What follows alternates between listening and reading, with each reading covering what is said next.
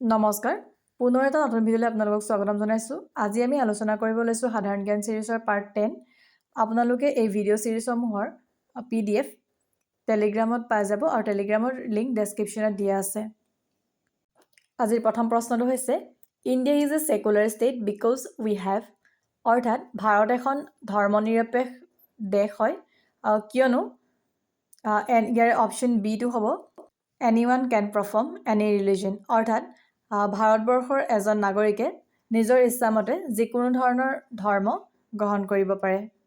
Next question, India adopt parliamentary form of government from which country, অৰ্থাৎ ভাৰতে কোনখন দেশৰ পৰা সংসদীয় চৰকাৰৰ ধাৰণাটো গ্ৰহণ কৰিছিল। ভাৰতীয় সংবিধান যেতিয়া প্ৰস্তুত কৰা হৈছিলে কনষ্টিটিউচন এছেম্বলিৰ ব্ৰিটিছ মেম্বাৰসকলে তেওঁলোকে বিভিন্ন ধৰণৰ দেশসমূহৰ সংবিধান অনুসৰণ কৰিছিলে আৰু সেই অনুসৰণৰ আৰ্হিতেই ভাৰতীয় সংবিধানখন প্ৰস্তুত কৰা হৈছিলে।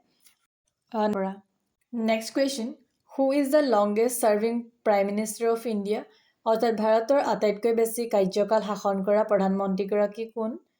ইয়াৰে শুদ্ধ উত্তৰটো হ'ব option C Jawaharlal Nehru.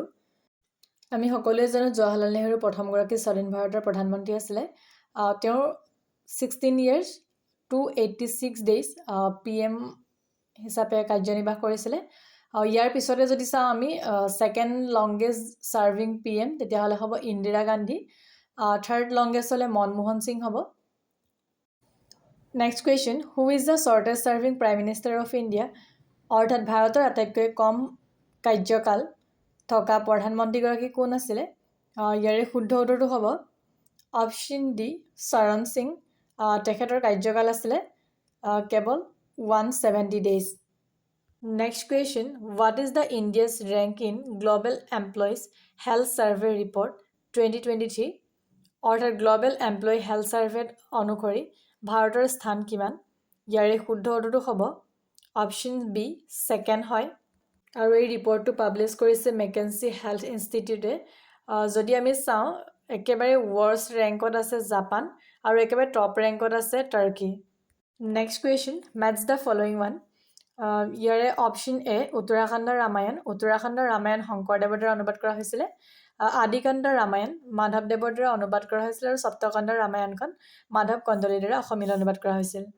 Next question, who administered the oath of the office of president of India, অৰ্থাৎ ভাৰতৰ ৰাষ্ট্ৰপতিৰ পদৰ শপত কোনে প্ৰশাসন কৰে? ইয়াৰে শুদ্ধ উত্তৰটো হ'ব option C chief justice of India. Next question, in wish village hornbill festival is celebrated, অৰ্থাৎ কোন ঠাইত হৰ্ণবিল উৎসৱ পালন কৰা হয়? ইয়াৰে শুদ্ধ উত্তৰটো হ'ব option C Kisama heritage village, নাগালেণ্ডত এই উৎসৱ পালন কৰা হয়। Next question, which constitution amendment act added secular and socialist in preamble, অৰ্থাৎ সংবিধানৰ কোনখন সংশোধনী আইনে প্ৰস্তাৱনাত ধৰ্মীয় নিৰপেক্ষ আৰু সমাজবাদী ধাৰণাটো সংযোগ কৰিছিল? ইয়াৰে শুদ্ধ উত্তৰটো হ'ব option A 42nd constitutional amendment act. Next question, Donyi Polo' airport located in which place, অৰ্থাৎ ডনিপ'ল' এয়াৰপৰ্টটো কোনখন ঠাইত অৱস্থিত? ইয়াৰে শুদ্ধ উত্তৰটো হ'ব অপশ্যন এ ইটানগৰ আৰু ইটানগৰ হৈছে অৰুণাচল প্ৰদেশৰ ৰাজধানী। Next question, wish is the world টলেষ্ট statue, অৰ্থাৎ বিশ্বৰ আটাইতকৈ ওখ মূৰ্তি কোনটো হয়? ইয়াৰে শুদ্ধ উত্তৰটো হ'ব option B statue of unity আৰু এই ষ্টেচু অফ ইউনিটিটো চৰ্দাৰ বল্লভ ভাই পেটেলৰ মূৰ্তি হয় আৰু এই মূৰ্তিটো গুজৰাটৰ নৰ্মদা ৰিভাৰৰ পাৰত অৱস্থিত। নেক্সট কুৱেশ্যন, হু ফাউণ্ডেড সত্যশোধক সমাজ, অৰ্থাৎ কাৰ দ্বাৰা সত্যশোধক সমাজ গঠন কৰা হৈছিল? ইয়াৰে শুদ্ধ উত্তৰটো হ'ব option B Jyotiba Phule. Next question, the Kanai Barshibowa inscription was found in which place, অৰ্থাৎ কানাই বৰশীবোৱা শিলালিপি কোন ঠাইত পোৱা গৈছিল? ইয়াৰে শুদ্ধ উত্তৰটো হ'ব অপশ্যন চি উত্তৰ Guwahati. Next question, which of the following king of Kamrup joined the battle of Mahabharata, অৰ্থাৎ মহাভাৰতৰ যুদ্ধত অংশগ্ৰহণ লোৱা কামৰূপৰ ৰজা কোন আছিলে? ইয়াৰে শুদ্ধ উত্তৰটো হ'ব অপশ্যন এ ভগদত্ত আৰু ভগদত্তৰ জীয়েক ভানুমতী দুৰ্যোধনৰ লগত বিয়া কৰাইছিলে আৰু সেই হেতুকে তেওঁ কৌৰৱৰ হৈ মহাভাৰতৰ যুদ্ধত অংশগ্ৰহণ কৰিছিল। Next question, who road the story Kumar হৰণ অৰ্থাৎ কুমাৰ হৰণ নাটখন কোনে লিখিছিলে? ইয়াৰে শুদ্ধ উত্তৰটো হ'ব option B Ananta কণ্ডলীয়ে।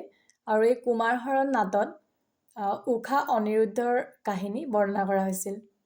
Next question, who was the first Kamrup ruler to perform Ashwamedha Yajna? অশ্বমেধ যজ্ঞ পালন কৰা প্ৰথম কামৰূপৰ ৰজা কোন আছিলে? ইয়াৰে শুদ্ধ উত্তৰটো হ'ব অপশ্যন বি মহেন্দ্ৰ বৰ্মন।